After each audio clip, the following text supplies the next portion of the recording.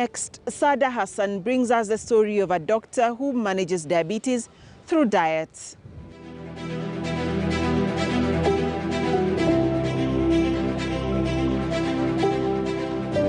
On Doctor's Diary, we highlight the story of Dr. Daniel Katambo, a consultant physician whose life has been marked by unfortunate events that, instead of breaking him, motivated him to forge ahead and rise above them. As a child, an eye injury left him partially blind, and so did a bout of malaria that took away his ability to hear in his right ear. But despite all this, Dr. Katambo is dedicating his career to people living with diabetes to make their lives better. My name is Dr. Daniel Katambo. I'm a consultant physician who is really passionate about therapeutic nutrition. I'm currently running several programs, both for patients and for healthcare professionals.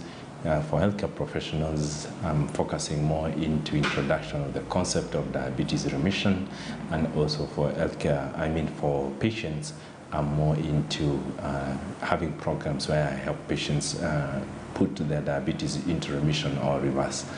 Dr. Katambo's childhood in Nakuru was regular, nothing out of the ordinary for a young boy with dreams of a brighter future, until the two key events changed his life and that of his family. I grew up from humble beginnings in a place in Eldoret, a place called Rescos near Langas Estate. My childhood was non-eventful until when I was 9 years, when an event occurred at the time, which I was around 1991. This event was when I lost my right eye. When we were coming from school, we had some particular noises, and at that point, we looked behind to look why there was probably some noise, and that's when I met a stick just struck my eye, and that's the time I lost my right eye. I'm sorry, I'm a bit hesitant because this is a story that I've never given anyone, especially on a public domain. I think this is the first time I'm doing so. And therefore, after that, I really struggled. I was treated part of like a special child. I became more lean to, close to your parents, especially my mom, going to hospital checkups, follow-ups. It was only natural that he will get more attention as he recovered and moved about his business. I actually come from a family of 5 siblings. I'm the second born. And therefore, most of my siblings went to boarding school. But since I was kind of like treated for special child, I never went to boarding school. I was schooling because I had to have these frequent hospital checkups or clinic checkups with my ophthalmologist.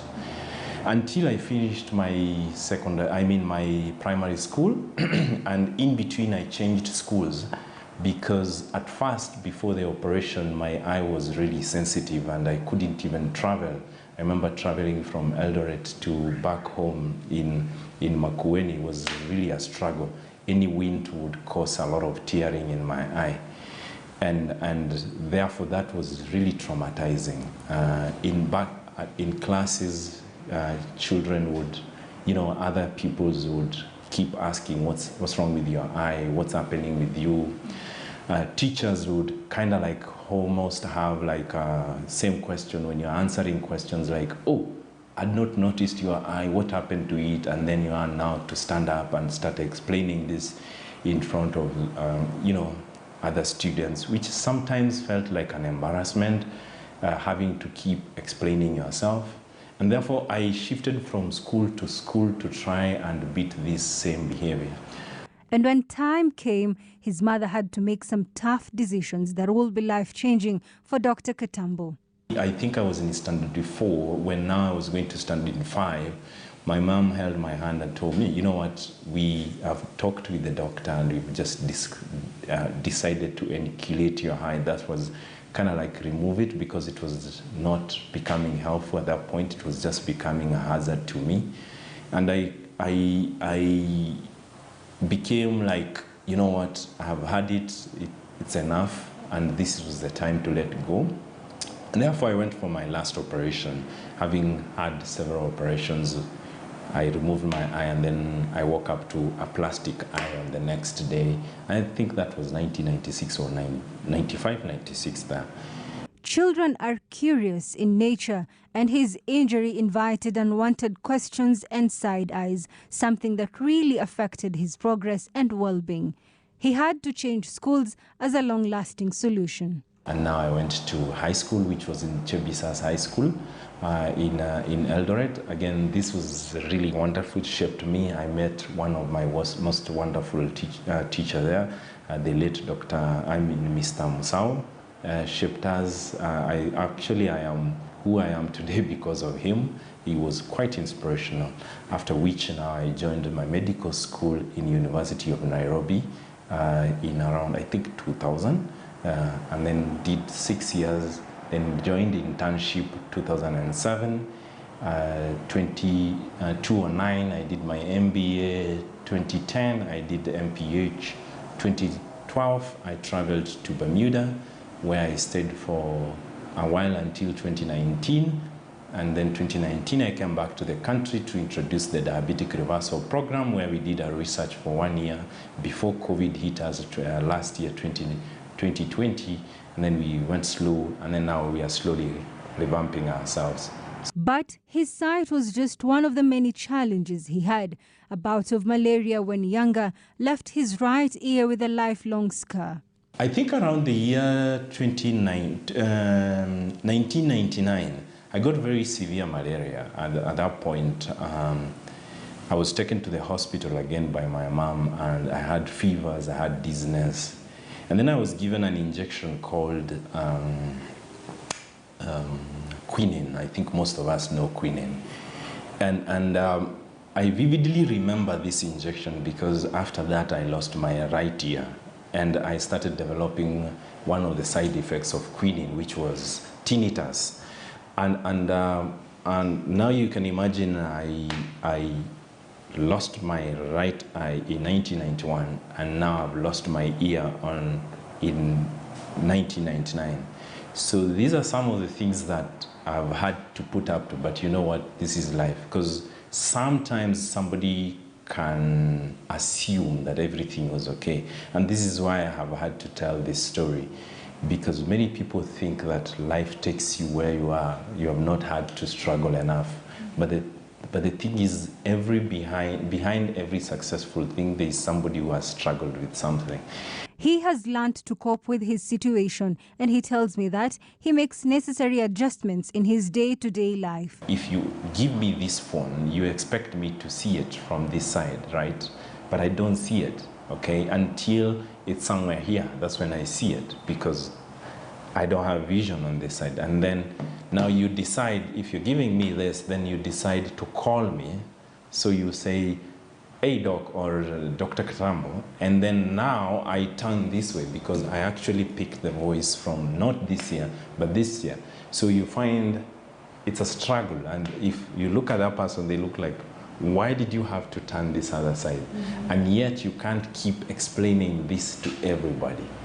But I've adapted really well to this because most of the time when we sit, even in my sitting arrangement here in the office, I always want my patient to sit on my left. They never maybe discover that, but I guide my patient when they come in the office to sit on my left because I'm able to see them and I'm also able to hear them properly.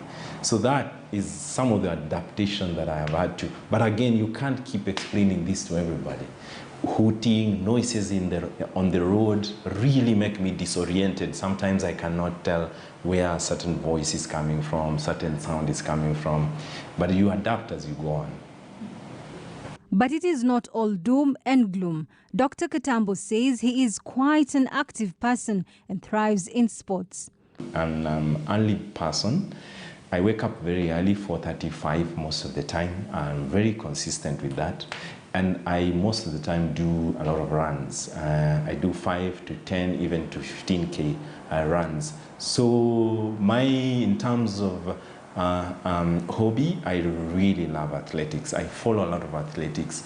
I know, Eliud Kipchoge. We've visited him, we've seen him, and this keeps me moving. And I passed the same to my university, University of Nairobi. Even though it was really busy, I kept on waking up very early in the morning and going for my morning runs. So that has been, it helps me not only for my sleep, my understanding, my feeling energetic, my reading, and also my focus, which is really something I appreciate. So that's one of my biggest hobby.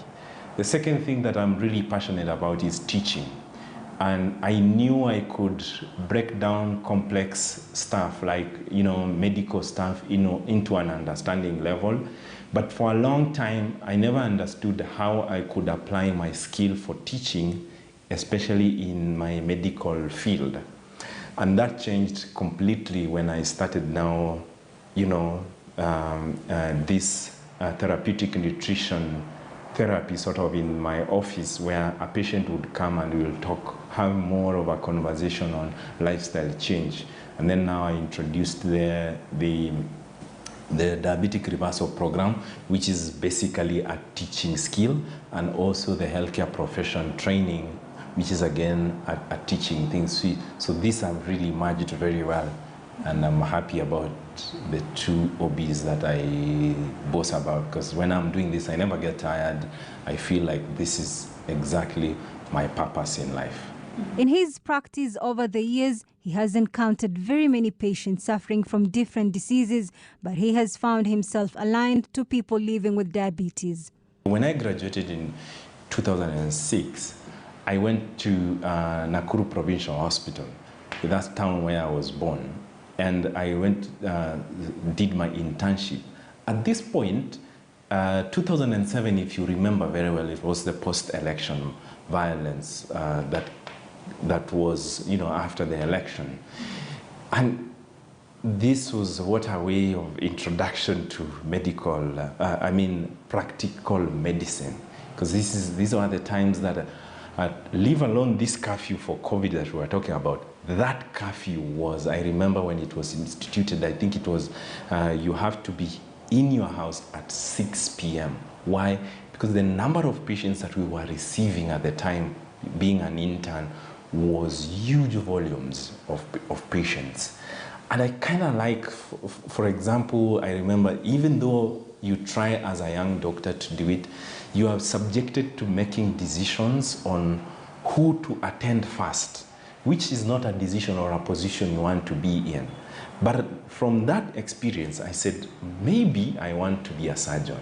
So I said, I want to be a surgeon to help people to, remove arrows, be able to operate you, check your stomach, tummy, abdomen, open it. So I was quite passionate for a while. And then I was posted to Narok District Hospital, where I became the in-charge of the maternity. Again, I went into a nomad area where now I was the in-charge doctor, now doing a lot of CSs. I moved from there back to St. Mary's Mission Hospital. And this is where I think my skill in 2008, 2009, as a physician, my journey started. This is where now I started seeing more of diabetic patients and how they were suffering. How I thought we were very poor as a country to be able to deal with upcoming illnesses like diabetes, hypertension, and other non-communicable diseases.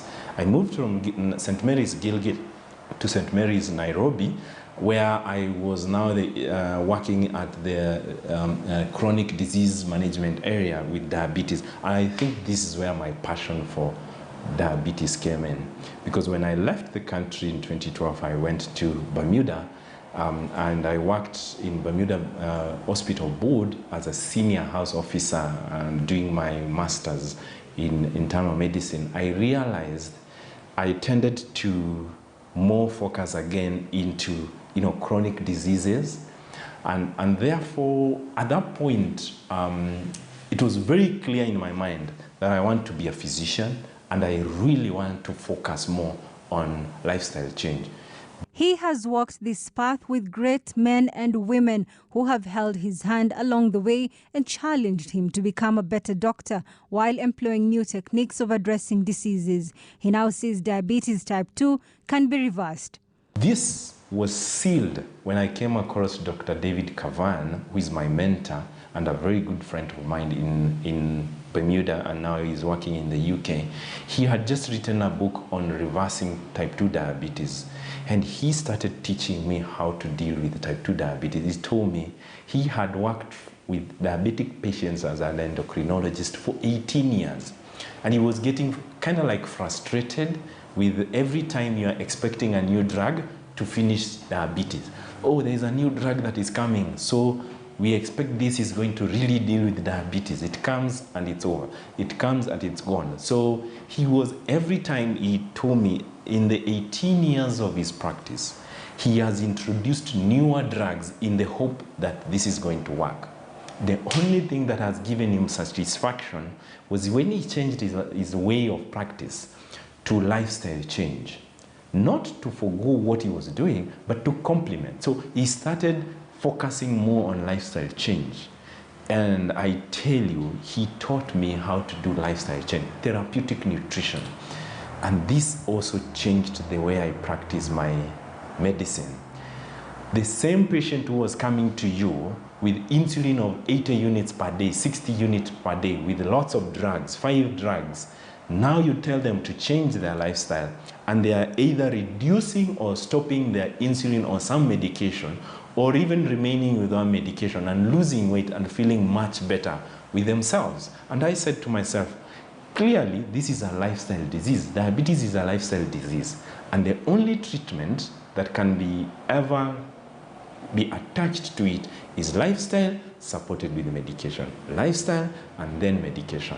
So that's how my passion has grown from an holistic point of view of focusing on medication to focusing on lifestyle with supporting it with the medications.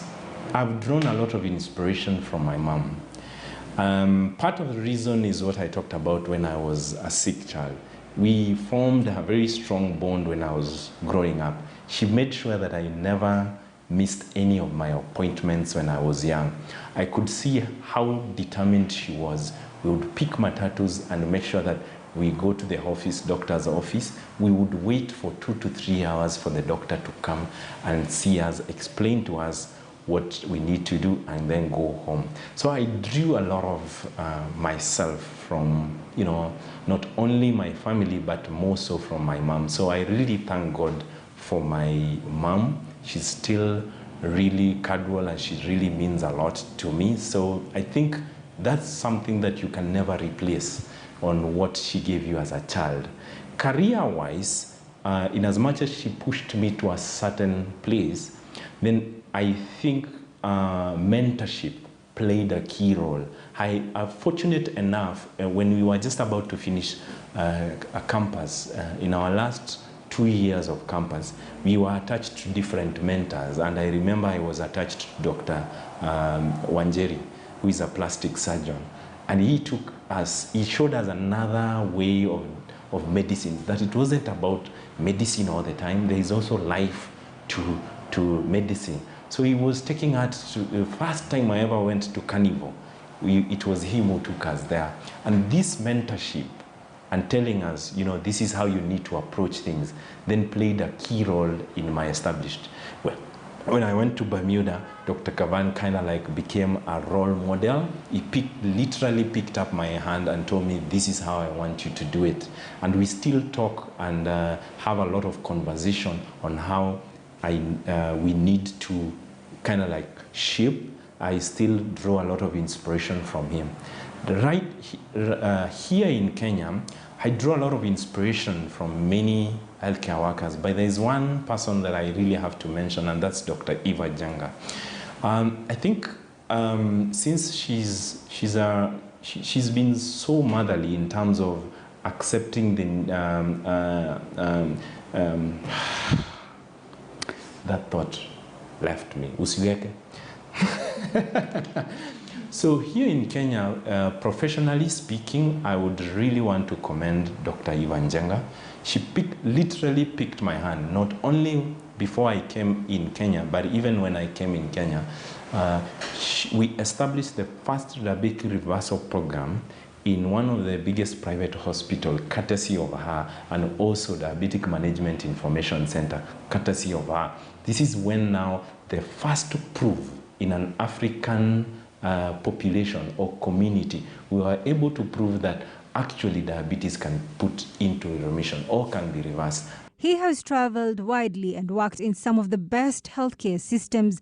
But what is more important, he says, is lifestyle change. I was seeing quite a number of patients in St. Mary's Mission Hospital. I was seeing quite a number of patients who are diabetic. And we had two medications. One was the metformin, and the other one was glinbenclamide.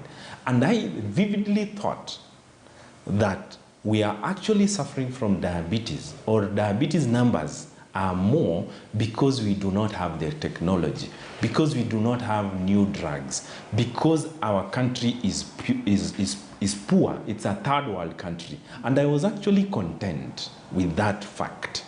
So I was like, we are waiting for the next drug. I remember at that point, newer drugs, there were the DPP-4s, GLP-1 drugs that had just, we were saying, these are the newer drugs, they are more infectious, they are more effective. So we were waiting for them. And then now I moved to a first world country, a country that is really doing well in terms of health. And here, I find non-communicable disease and diabetes to be the #1 disease that is causing mortality and morbidity. So you want to set up and ask yourself, so was my reason really valid when I was in Kenya and now I'm in a first world country? This is a very small country, remember. This country is made up of 64,000 people. And 13% of that population is actually suffering from diabetes. And 75 to 80% of that population is actually either overweight or obese. So I've kind of like extrapolated the same in Africa or in Kenya. And I said, the newer drugs we are having them now are here in Bermuda. We can actually prescribe the best drug that came out in the market yesterday. We have the best technology. We can fly patients from here to lay here in the US, from here to John Hopkins, any facility you want. We could even do, when patients come in with acute myocardial infarction, that is a heart attack, we could put them in an helicopter and within 1 hour they're in the US, they are attended to, and they come back. But the problem still persisted. So the answer to me is not in the drug. The answer to me is not in the technology or advanced advanced hospitals. Until we realize that diabetes is a disease of lifestyle change. Then that is when now I realized that, wow, when I applied the same principles in Bermuda, somebody who had insulin of 80 per day, and here in Kenya, somebody who had the same insulin dosage of 80 per day, they would lower or even stop them. That was where the uniformity came in, and that gave me satisfaction. With all the lessons and clinical setup to alleviate the diabetes problem in Kenya, a lot is still desired. We have a lot to do. One of the vision and mission I had when I came back in Kenya, and I remember I told this to my mentor, Dr. David Kavan, when we started the lifestyle change and implementation of the diabetic reversal program in Bermuda, I never finished a week. I went back to him and I told him, I think this is exactly what is needed in Africa or in Kenya. And one day, I hope I will be able to move from Bermuda back to Kenya to preach the gospel, to preach the new way of managing diabetes. And by the way, the lifestyle change I'm talking about is actually a recent, intervention that we've seen in the medical field. Therapeutic nutrition is a new venture. in management of diabetes. We knew diabetes to be a chronic progressive disease.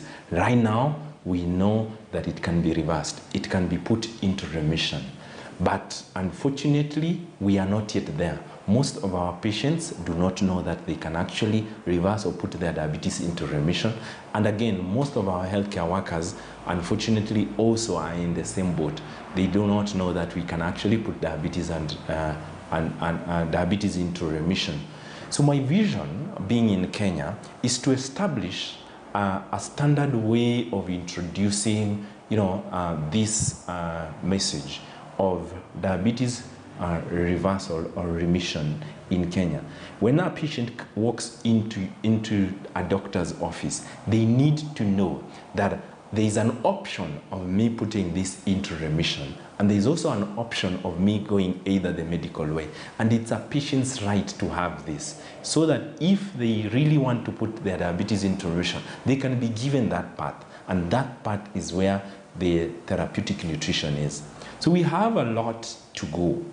I've established a website that people can visit, that is afyaplanet.com. People can visit and learn more about reversal of diabetes here in Kenya and how it can be done.